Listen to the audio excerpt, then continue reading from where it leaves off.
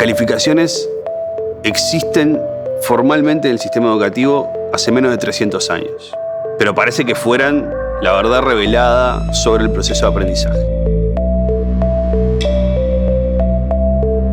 Se lo digo a muchos alumnos, mirá, estás en cuarto de facultad, si seguís preocupado por la nota, no estás bien rumbeado, la preocupación es otra. Apoderate de esto y fíjate qué es lo que podés hacer con esto. Yo lo que dice Nietzsche ya lo sé, no me lo tenés que volver a contar a mí no me interesa. Decime qué te pasa a vos y qué es lo que vos querés hacer con esto.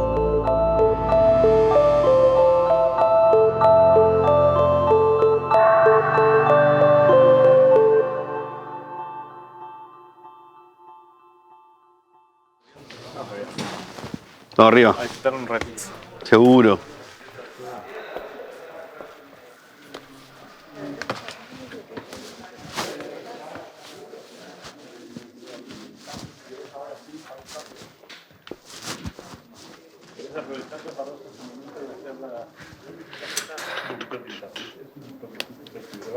No, esto lleva tiempo igual, así que Seguro, tenemos que no. vernos lindos nomás.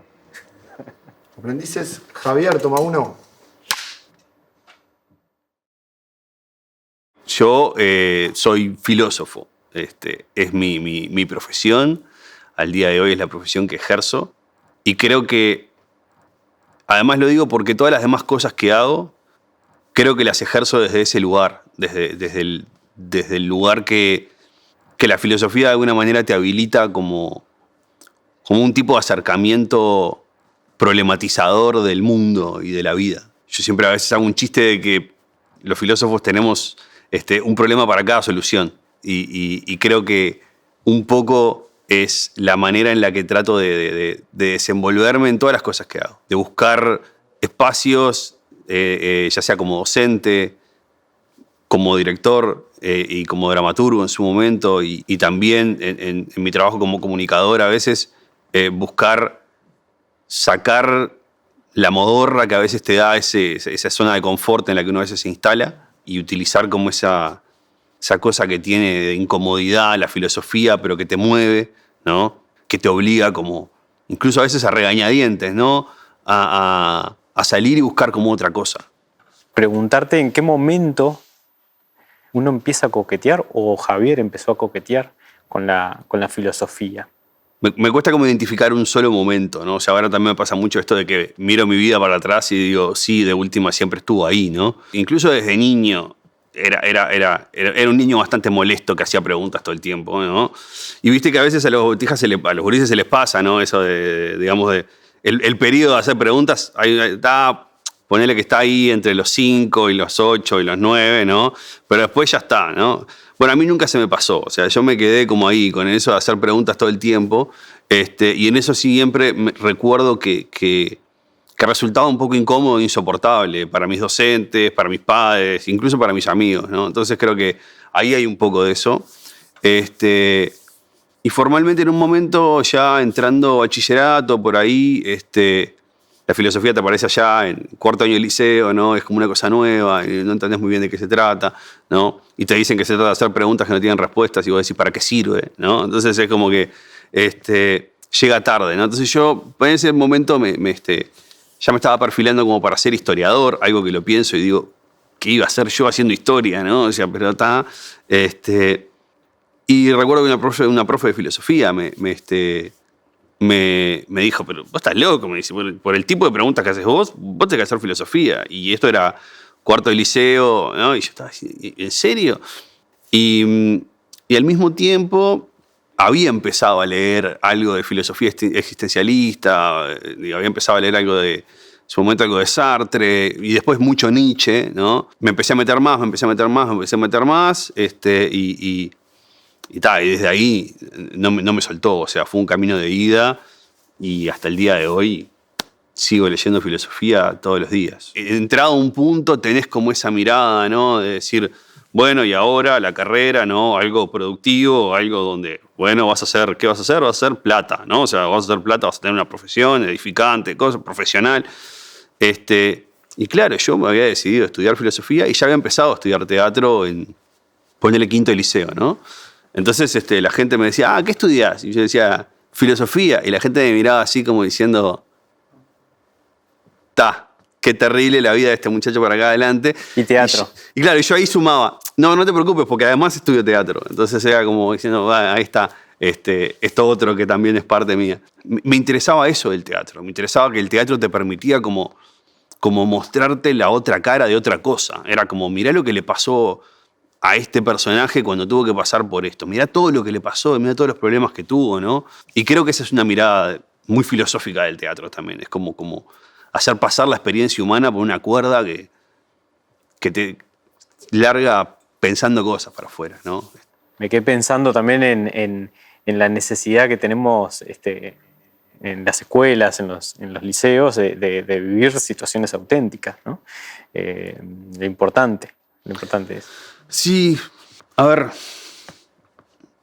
totalmente. De hecho, yo como docente sigo pensando en mis clases así. O sea, yo sigo pensando que cada una de mis clases trata un poco de eso, de sumergirte en algo, ¿no? Y de, como, a ver, no sé, podríamos usar N metáforas, ¿no? Pero la de el agujero de Alicia, ¿no? Y del conejo para la madriguera para abajo, ¿no? O sea, para mí cada clase y cada cosa que estudio en ese sentido es un poco eso, es, a ver, metete un poco para acá adentro y vamos a ver cómo se ve el mundo desde acá, ¿no? O sea, cómo se ve este pedacito del mundo que estamos mirando desde acá, pero siempre con la promesa de que no te vas a quedar acá, de que este no es el lugar a donde ni yo ni nadie te quiere llevar o que te querrías quedar. O sea, esto es, mirá, es una manera de ver el mundo, es esta, ¿no? Y te la propone tal autor, o te la propone tal personaje, o te la propone tal película, ¿no? O sea, fíjate todo lo que te puede pasar si mirás el mundo desde esta óptica, ¿no? Bárbaro, salite de ahí, ¿no? Y ahora mira el mundo desde este otro lugar, ¿no? Porque en definitiva, todo el trayecto de la filosofía contemporánea y creo que de la cultura contemporánea es encontrar la manera de salirse del corset de la objetividad que nos dejó heredado el mundo moderno. Esa cosa de que nosotros podemos tener la posibilidad de mirar el mundo desde un solo lugar privilegiado, libre de prejuicios, libre de ideas, libres de cosas preconcebidas, como si existiera un lugar aséptico del pensamiento y del modo de ver al mundo, ¿no? Que resulta un lugar deshumanizado, descarnado, vacío, frío, ¿no? Y yo creo que, justamente, a los que nos tocó vivir en el siglo XX, siglo XXI, ¿no? Nos toca agarrar y decir, no existe ese lugar. Ese lugar es un unicornio imposible, ¿tá? Y lo que tenemos que darnos cuenta es que somos todos seres humanos, que tenemos nuestras perspectivas, tenemos nuestras ideas, tenemos nuestras historias, nuestras mochilas y nuestras cargas emocionales, y con eso miramos el mundo y en base a eso decimos lo que decimos y pensamos lo que pensamos. Y no lo podemos hacer de otra manera. Punto. Lo único que cabe es tener un gran conversatorio con toda la humanidad para empezar a ponernos de acuerdo sobre cosas. Pero pensar en que en un momento nos va a llegar algo, mira, esto es el pensamiento duro, objetivo que tenemos sobre esto. No. Porque está la historia de la ciencia, de la filosofía, la historia, el arte, lo que quieras, lo único que te muestra es que lo que ha pasado una y 10 y 1000 veces es que esos lugares se han destruido, pim, pim, pim, pim, pim, consecuentemente. Entonces, está bien. Ojo, esto no es un... no voy a regalarle remeras a adolescentes, a jóvenes, viva el escepticismo, no, ni mucho menos. O sea, pero te hace falta una buena dosis de escepticismo, ¿no? Pero lo raro es que también te hace falta una buena dosis de creer un rato en eso. Por más de que mañana sepas que lo tenés que descartar. Y esto a veces parece como algo rarísimo. Es decir, ¿pero cómo? Yo me toque comprarle todos los boletos a Nietzsche o a el anarquismo, el socialismo o a tal forma de entender el mundo o a tal teoría científica y después le toque descartar. Sí, yo qué sé. O capaz que no, o tenés que aprender a que conviva con otra cosa. Y porque en definitiva de eso se trata. Digo, porque si no, tenés que ignorar el hecho de que acá, vos, yo, vemos el mundo de lugares distintos. Y si no nos ponemos a conversar y a intercambiar desde ahí, va a ser dificilísimo. Y me quedé pensando en las crisis, también que es un tema recurrente en estas conversaciones que hemos tenido, porque dejar de creer en eso que veníamos creyendo, no sé, pensando que así era el mundo, eso genera una crisis en uno. ¿Cuántas crisis has tenido, si es que las contaste, si las puedes contar, si te dan los dedos de una mano, o de las dos, o no te dan? A ver, creo que todos tenemos crisis de varios tipos, ¿no? De diversa calaña, como decís, ¿no? Las podríamos contar y no nos alcanzarían los dedos de una mano, ¿no? Yo soy hijo de comerciantes, ¿no? Y la crisis del 2002 pegó durísimo en mi familia, y de hecho X cuestiones de la configuración familiar me llevaron a mí a dejar de estudiar y tenerme que poner a trabajar. Para mí fue interesante esto de decir, bueno, hay veces que uno puede tener la vocación muy clara, las ideas muy claras, saber hacia dónde quiere ir, pero la vida te pega un piñazo y tenés que ir para el otro lado y tenés que estar preparado para que eso pase. Me costó entender que lo tenía que hacer, pero en un momento lo asumí y dije, hay que ir por acá. Pero también me costó volver a encaminar el bote para el otro lugar. Había traicionado la carrera y la había dejado y la había abandonado y no sé qué por otra cosa. Y me costó volver. Me costó reencaminar y reencontrarme con mi vocación. Y eso también cuesta a veces. O sea, esto que decíamos antes de salir del lugar de confort es costoso a nivel emocional, ¿no? O sea, es como que tenés que invertir una cantidad de cosas de vos y poner una cantidad de cosas de vos para volver a ese lugar. Y en el momento, ¿no? O sea, lo que cuesta, y esto me parece que lo podés extrapolar a N lugares de la vida, es que vos nunca terminás de ver el final de la película cuando está empezando. O sea, no sos capaz de ver el final de la película cuando arranca.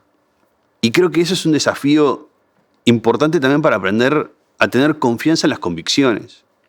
Porque de última, al final del día, vos mirás para atrás y decís, a ese pibe de 20 y pico de años que tuvo que volver a estudiar, ¿qué lo salvó?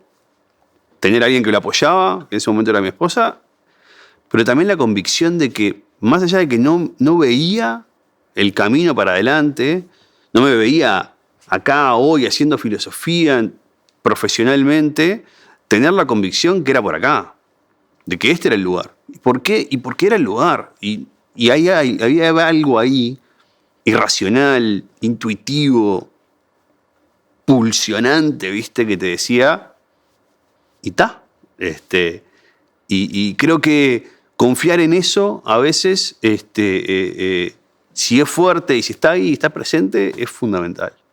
Me sentí también interpelado en esto de también en el ser docente, de cómo valorar y cómo impulsar muchas veces, más que enseñar algo en concreto, digamos, la fuerza impulsora con los estudiantes. ¿Te pasa esto con tus estudiantes hoy? ¿Vos sos docente? Muchísimo. Yo una cosa que detesto del sistema educativo son las calificaciones. Las calificaciones existen formalmente en el sistema educativo hace menos de 300 años. ¿Está? Pero parece que fueran la verdad revelada sobre el proceso de aprendizaje. Y para mí son de los obstáculos y de las muletas más importantes que el sistema educativo le pone a los estudiantes. Sobre todo cuando son numéricas. Porque eso genera algo en el estudiante que es la quimera del aprendizaje de cara al rendimiento cuantitativo. Yo estudio para sacarme un en el escrito, en el parcial, en el oral, en la presentación, en lo que sea. Y a mí que me toca estar en los últimos años de los procesos de aprendizaje formales. Me toca estar en los últimos años de secundaria, ¿tá? Y me toca estar en los primeros y en los últimos años de facultad, ¿tá? En la universidad. El momento clave del proceso de aprendizaje de una persona es el momento en el que el alumno, esté en el nivel que esté, entiende que lo que está estudiando lo estudia para él, para ella. No lo estudia para sacarse para gustarle a la maestra, para agradar al profesor, para que el profesor la alabe. No. El momento en el que el estudiante, la estudiante, se desayunan y les cae la ficha de que, pará, esto es mío, es mi patrimonio, es el patrimonio de mi vida, el estudiante hace así, ping. Y tengo muchísimas, si querés, como muestras de esto, sobre todo en mis alumnos de facultad y sobre todo cuando empiezan a trabajar. El alumno empieza a trabajar, la persona empieza a trabajar, después empieza a hacer la remada para seguir estudiando, porque una vez que empezaste a laburar, ¿no? Seguir estudiando es una juntada de voluntad, ¿no? Y ahí eso ayuda mucho a hacer ese desayuno de decir, pero ¿por qué yo estoy viniendo a la facultad? Si yo ya laburo, podría seguir por acá. No, yo vengo a la facultad porque yo quiero seguirme formando yo, ¿no? Y este va a ser mi valor, lo que yo haga con estos conocimientos. No si apruebo o no apruebo, cosas, digo así. Se lo digo a muchos alumnos, mirá, estás en cuarto de facultad, si seguís preocupado por la nota, no estás bien rumbeado. Digo, acá la preocupación es otra. Apoderate de esto y fíjate qué es lo que podés hacer con esto, ¿no? Yo lo que dice Nietzsche ya lo sé, no me lo tenés que volver a contar a mí no me interesa. Decime qué te pasa a vos y qué es lo que vos querés hacer con esto. Enseñar eso es dificilísimo. O sea, explicarle eso, sobre todo a personas jóvenes, es dificilísimo. Y yo realmente creo que los docentes solos no podemos hacer ese camino, no podemos ser responsables ni hacernos cargo de todo eso, pero definitivamente sí formamos una parte de ese proceso de aprender eso. De grande me tocó entender un poco la pasión del sistema educativo por la quietud y la concentración, ¿no?